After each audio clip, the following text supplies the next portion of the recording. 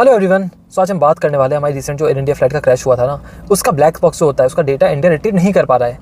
India के पास वो infrastructure नहीं है कि उस डेटा को डिकोड कर पाए, तो हमने इसे यूएस भेजा।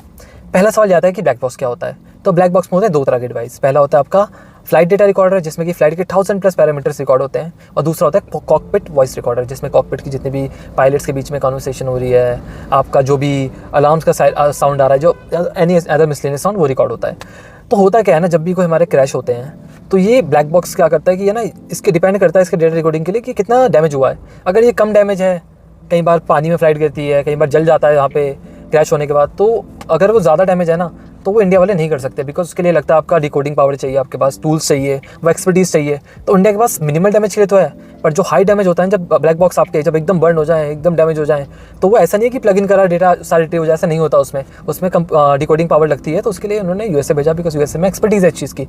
आपको पता हो कि यार देखो, जो एयरक्राफ्ट भी बनते हैं ना, इसकी दो ही कंपनीज़ हैं वैसे, आपका बोइंग एंड एयरबस। तो उसी तरह से डिकोडिंग पावर भी सबके पास नहीं है, वो बाहर की एक दो कंपनी है अच्छी वाली जो यूएस के वहाँ पे है, जो कर सकती है ये काम। तो इससे क्या पता चलता है, पहली बात तो चलो जो भी क्रैश हो उसका डेटा अभी आने का टाइम लगेगा, पहली बात तो ये हो गई। एंड दूसरी चीज़ ना, इंडिया अभी इंफ्रास्ट्रक्चर में थोड़ा पीछे है। जैसे एयरक्राफ्ट के लिए हमारी बाहर की बहुत ज़्यादा डिपेंडेंसी है, वैसे इन चीज़ों के लिए भी डिपेंडेंसी अभी चल रही है, हमारे पास वो इंफ्रा है ही नहीं। तो अब देखते हैं फ्यूचर कैसा रहता है, बट ये बात थी जो मुझे पता चली, तो I just thought to share with you. बाकी आप बताएं आपके अगर कुछ थॉट्स हैं इस चीज़ को लेकर कॉमेंट्स में। Thanks for watching.